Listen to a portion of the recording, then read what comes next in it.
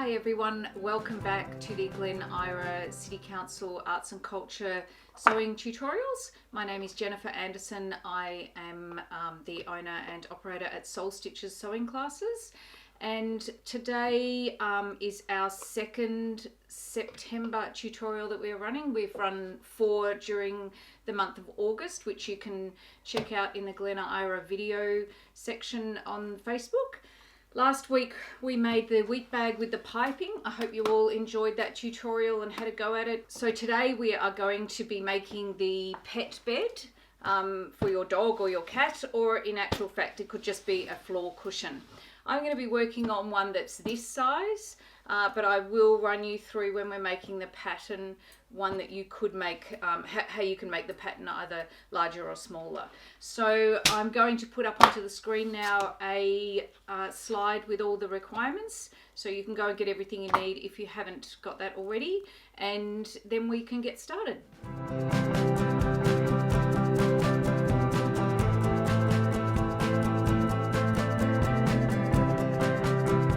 The cushion that I'm going to be making today is for putting a continental or European insert into, which I'm pretty sure is 65 by 65 centimeters, the actual cushion that you would need to buy for this size. Now the first thing that I wanted to just point out is that the pattern that we're making has a 1 centimeter seam allowance all the way around. So my actual size of this one here is approximately 48 centimeters finished. Yes, so the first thing that we're going to do is cut the pattern. When we finish cutting the pattern, this is what it's going to look like with our center straight grain and all our markings. So it's actually very easy because it's just 2 squares inside of each other. This measurement here is actually half of your side, the measurement around the edge. So the second box is half of the height of your cushion. So if you have a look at the cushion here, this measurement here is half of this. So if you wanted to make one that wasn't as high, or in fact that was narrower, you could just have this measurement here less. This second box that we're going to draw around here would be less. My measurement here is 6 centimeters. So if you wanted it, if you were going to make one of these, for example, they're perfect for deck chairs. If you wanted to measure the size of your deck chair and make a cushion for that, you would just cut it smaller. Okay, so we're going to get on with our pattern now. You will need a nice large piece of paper like this, and we are going to draw a square 50 centimeters by 50 centimeters.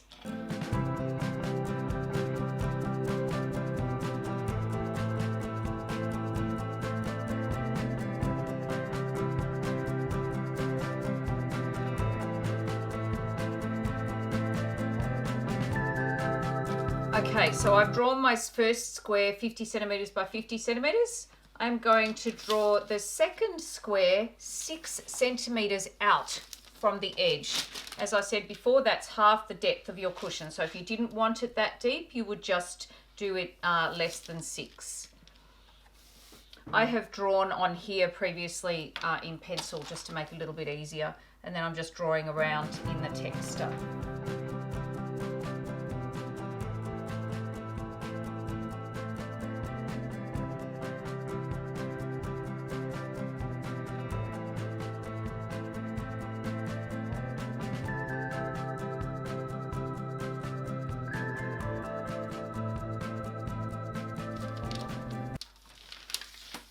Okay, so this is the top of our cushion, and these edges here are half the side. What we're going to do now on all 4 corners is we're going to draw a line down here and a line across here.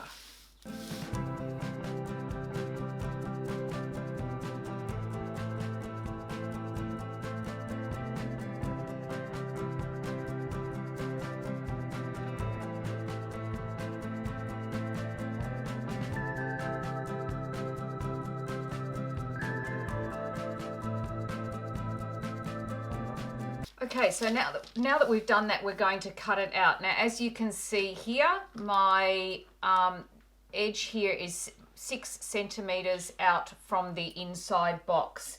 This is allowing for a 1 centimeter seam allowance all the way around. And so now we're going to cut that out. I'm going to use my cutting blade and my ruler, but just as easy with a pair of scissors.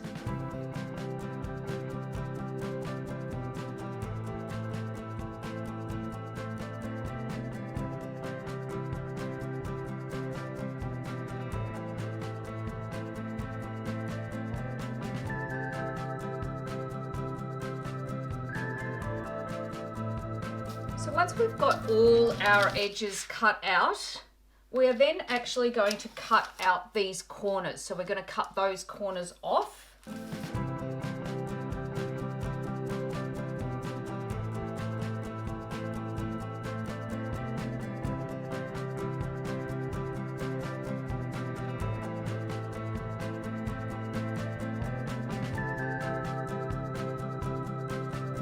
Okay, so there we have it, all done. So as I said before, we have a 1 centimeter seam allowance all the way around on the edge here, where we will be joining it together. So you can go ahead and mark all of those if you want to. It's a really good idea with your patterns, whenever you're making a pattern, to mark on your pattern, actually put the name on it, and then what the seams are.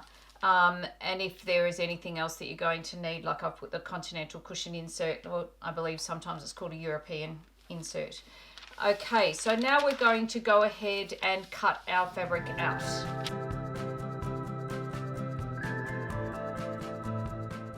Okay, so we're going to go ahead and cut out our fabric that we need.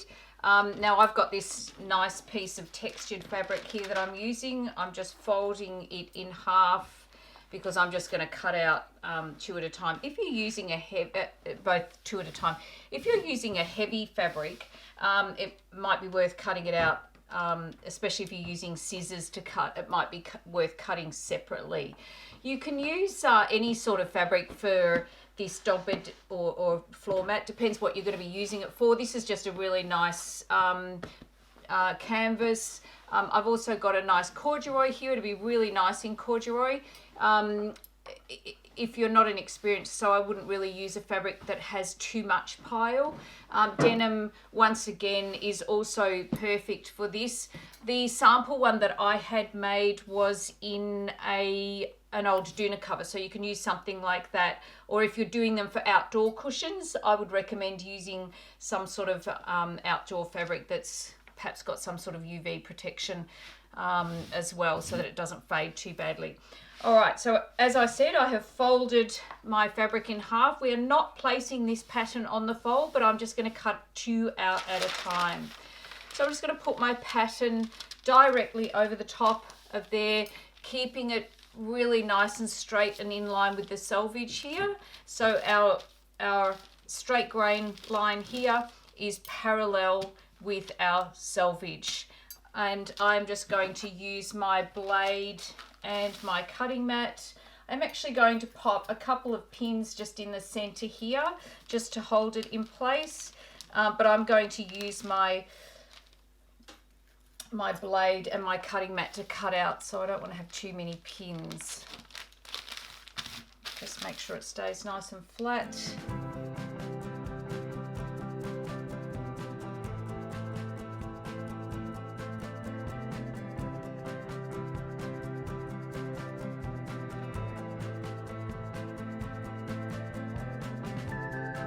Try not to move your fabric around too much while you're cutting it.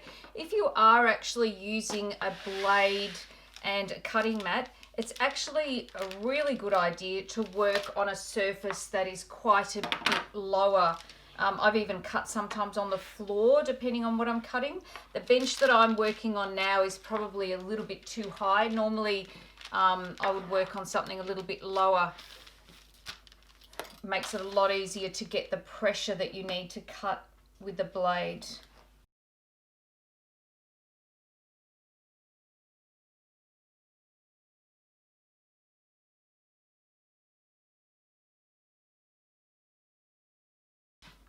So now that we've cut out our outside edges here, we are actually going to cut the corners out. So we've got it cut like this. Now I'm just going to cut these corners here. So I'm going to do that with my blade as well.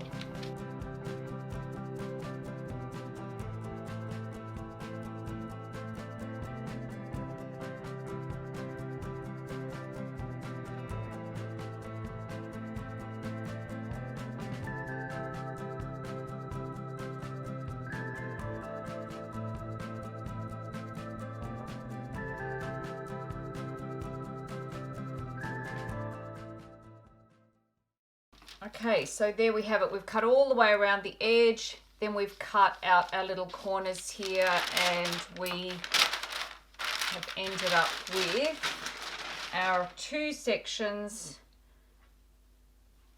one for the top and one for the bottom. Now this fabric was really quite thick and chunky to cut. If you do need to, I would recommend cutting separately, cutting one out and then cutting the other. Depends on the weight of the fabric you're using. So for a project like this, you are going to need a fabric that is a little bit weightier. So yeah, it may be a good idea to cut out separately. So off we go. We're going to go and sew that together now.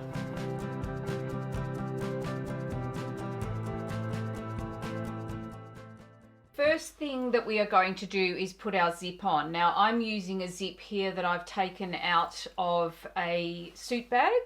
So I have sewed over the end just with a little bit of white stitching there so that the toggle doesn't come off. So we're starting off with one piece of our fabric and we'll deal with the other one later. I have finished off the edge with overlocking. You could, if you wanted to, use a zigzag on your machine. If your fabric is a tight enough weave, you don't even actually really have to worry about it if you don't have an overlocker. So first thing we're going to do is put our zip on. Now you will need to put your zipper foot onto your sewing machine. This is what the zipper foot looks like, and you will need to put it onto the left hand side so that your needle goes down onto the left hand side of your machine, of your zipper foot. Some zipper feet look a little bit different for different machines, but usually has it in your instruction book so you can have a look up.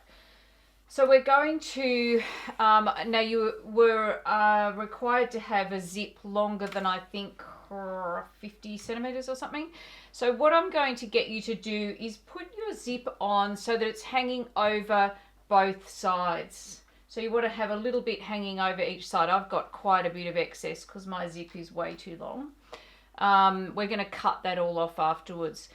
So what you want to do is make sure that you're putting the right side of your zip onto the right side of your fabric. Now the right side of your zip is the side that has the toggle on it here.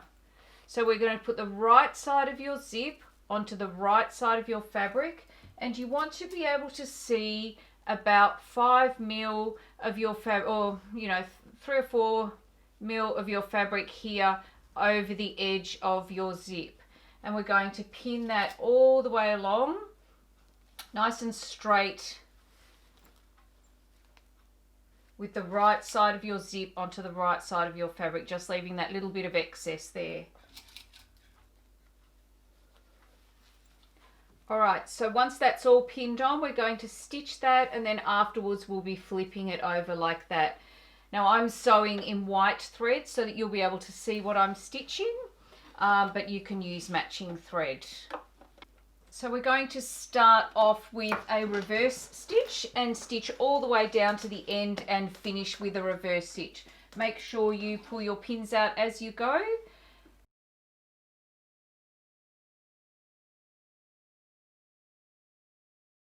Keeping your fabric nice and taut, maybe holding your hand at the back here and one at the front, just keeping your zip nice and taut on your fabric and stitching straight down the middle of your zipper tape.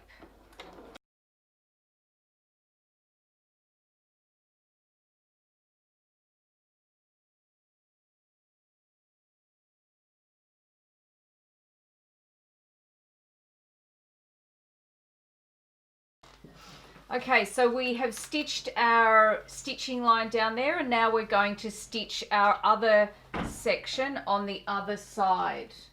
So once again, right side of your fabric to the right side of your zip.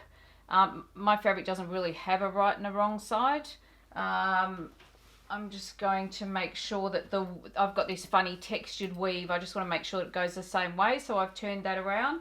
Now we're going to put the right side of our zip onto the right side of our fabric, and you need to make sure that your edges here, the same as if you made the cushion, we've just got to make sure that these edges here line up really nicely. So because we've cut them the same, they should line up really nicely. I'm going to put that one on there, making sure that you're pinning, keeping just that extra sort of 4 or 5 mil here, just so that you can see over the edge there. And then we're going to stitch down the center of our zipper tape again.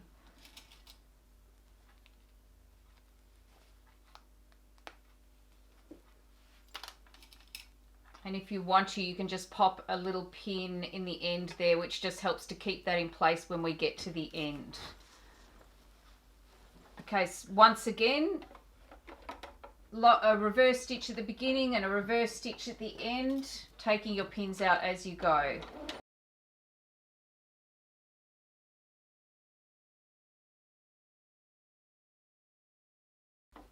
When you are dealing with something where you have a lot of fabric, you just need to make sure that you're readjusting it, making sure the fabric's not dragging your stitching out of place.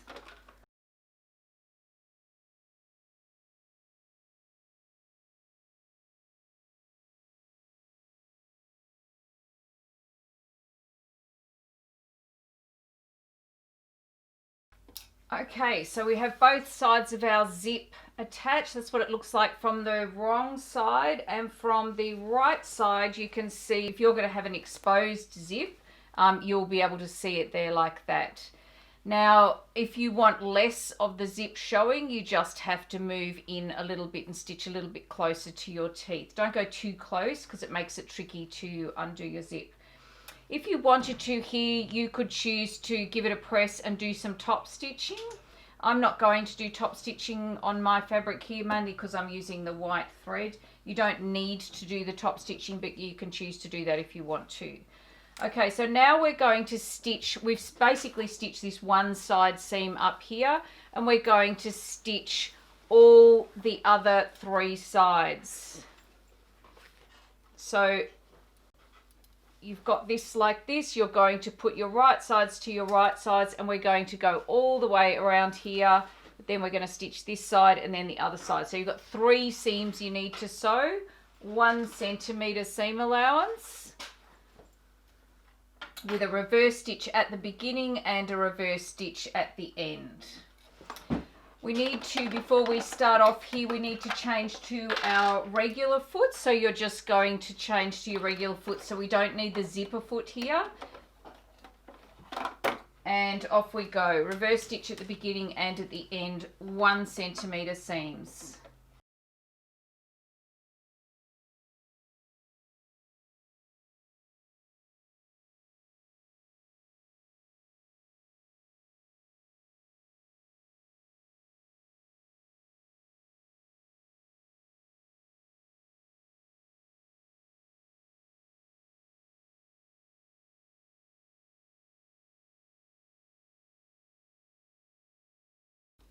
Make sure when you're pinning that your edges are nicely lined up, and you want your corners to be nice and square. You can put in as many pins in as you need. Make sure when you're stitching that you've got a nice flat area where your fabric can be laid out nice and flat. And once again, starting with reverse, finishing with reverse, 1 centimeter seam. When you're sewing with a large piece of fabric like this, it's a really good idea when you stop to make sure that your needle's in, so that your fabric doesn't get pulled out of the way.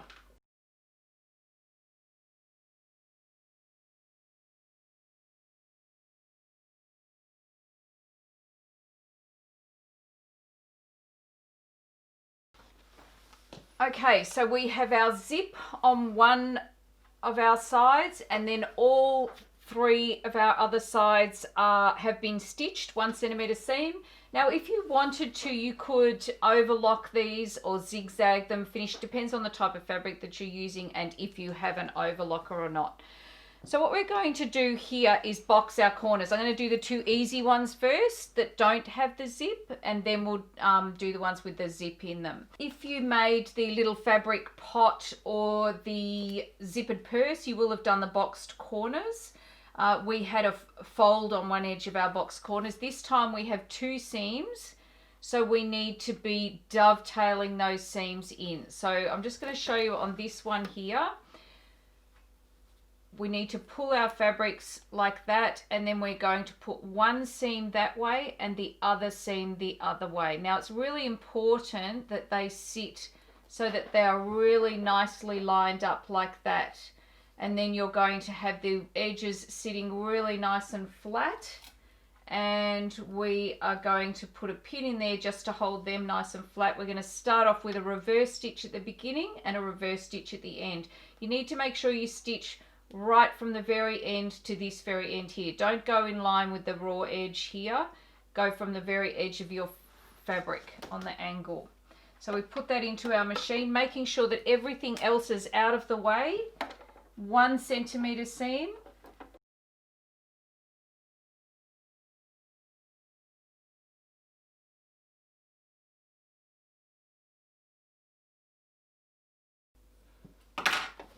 So that's what it should look like. So we're going to do the other side like that now. The same thing. Now with this one here, if your seam has gone that way on this corner, we're going to put it that way on this corner as well. You don't want it to be twisted. You want it to sit in the same direction. So because that one is going that way, this one here on this side is going to go the reverse, and we're going to dovetail them in really nicely and put a pin in.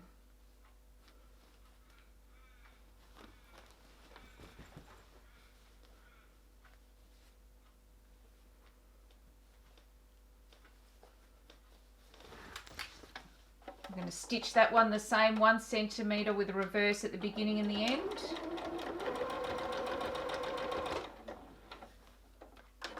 Now when you come to this one, it's a little bit trickier because we don't want that to fold over this way while we're stitching. So pull your pin out, and if it tries to fold over, you lift your foot up, push it under, and don't forget to put your foot back down, making sure your raw edges are lined up.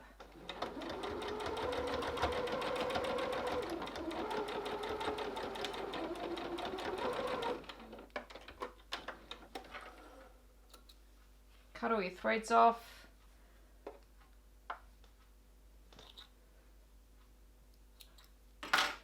Okay, so that's those 2 corners done. And now we're going to do the top 2 corners. So the first one we're going to do is this side here, which has, so this is the end that has our zip toggle on it. So we're going to do the other side first. Now, if your seam has gone this way here on this corner, we need that seam to go the same way on the other side. Because we have the zip, we are not dovetailing. We are just putting it on top, having that seam lined up exactly with our zip. I'm just going to cut my zip off here just so that you can see what I am doing. So I have lined my zip up with my seam exactly, and then I'm going to stitch across here. Now that seam, you have to make sure it sits really nice and flat the same way. And I usually stitch from, so that I'm stitching over the zip on the zip side here. So off we go.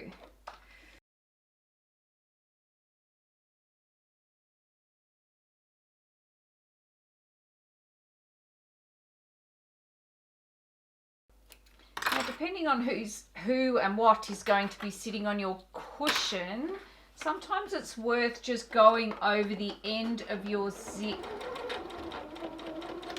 couple of times just to make sure that it's nice and secure.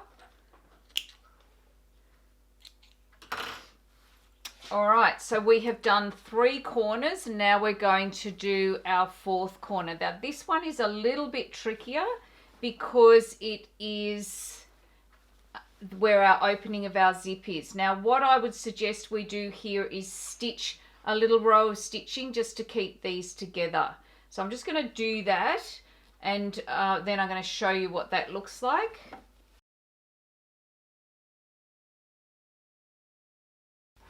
So it's a little bit tricky, but as you can see, I've just stitched that together there just to keep that those zipper tape on either side together really nicely. You could perhaps do that as soon as you had stitched your zip into this seam. It just helps to keep it all lined up while you're pinning and then stitching. So what we're going to do here is the same thing that we did before on the other 3 corners, but this time once again making sure that our seam here is sitting really nice and flat. So going that way, and that seam is lined up perfectly with where our zipper teeth intersect. Now if you wanted to here, you could perhaps put a pin in this way. Just might make it a little bit easier with stitching. Make sure your raw edges are really nicely lined up. Look, mine's a little bit wonky here. It's probably about maybe 3 millimeters, maybe 2 millimeters out. Doesn't matter.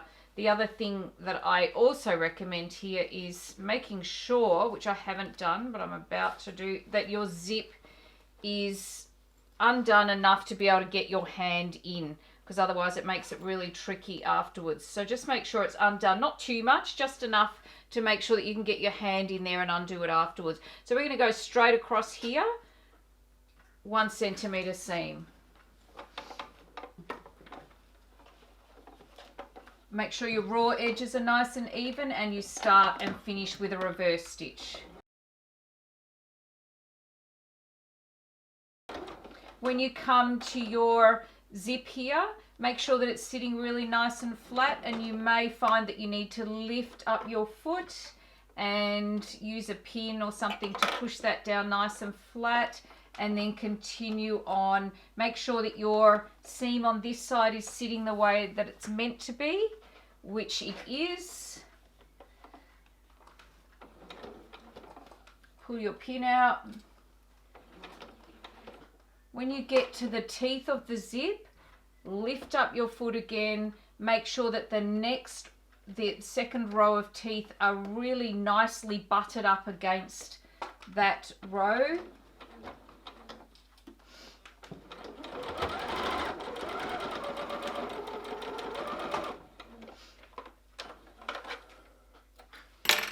So once you get to this point, you can see that it's all nice. Then I would go back over that again and do another couple of rows just to keep it really secure.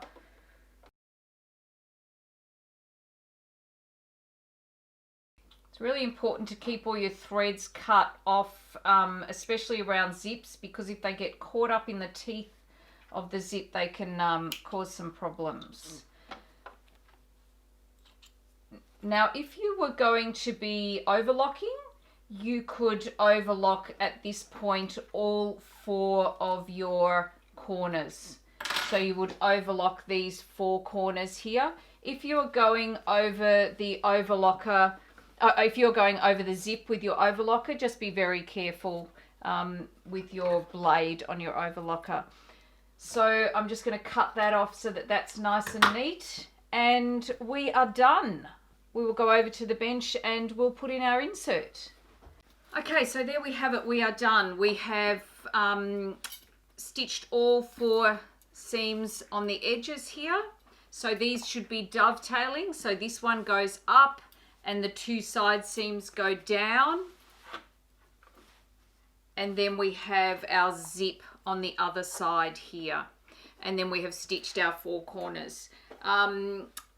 If you wanted to overlock your edges and everything, you can do that as well, as I said before. So we're going to open that zip up now, and we are going to turn it in the right way. Now I'm using a 65 by 65 centimetre cushion that is, I think, also referred to as a continental or a European cushion.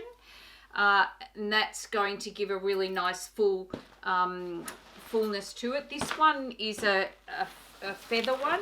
You can get just the Dacron ones. This is actually an IKEA insert, this one. So I'm just going to squash it up and get it in there. Just be careful you're not putting too much pressure on your zip ends where they were stitched into the seam.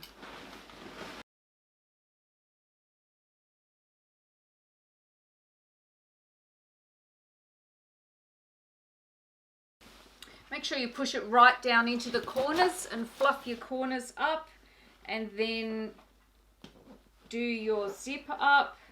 So there we have it. We have finished our pet bed. I hope you're happy with the one that you have made. If you wanted to make one that was a little bit bigger, you just need to increase the square, the first square that we drew, and then just add the 6 centimetre sides to it. This is quite a good height and this one's quite good for a cat's or a small dog or a child. But if you wanted one for a bigger dog, you just need to increase the size of that first square. Now, if you don't have a continental cushion insert, you've got some polystyrene beads, you can actually make a lining piece. So just make one out of calico or something like that, some recycled fabric, and fill it with polystyrene beads. Same situation with the zip. And then just make your cover to go over the top of that and squash it in. It's perfectly adequate as well. I hope you have enjoyed making the pet bed today, and I'm looking forward to seeing you all next week for these scrunchies and the headbands. And we're actually doing back-to-back tutorials next Saturday, so we will also be presenting a tutorial with the drawstring bag with some exciting options there. So I look forward to seeing you all then. Bye for now.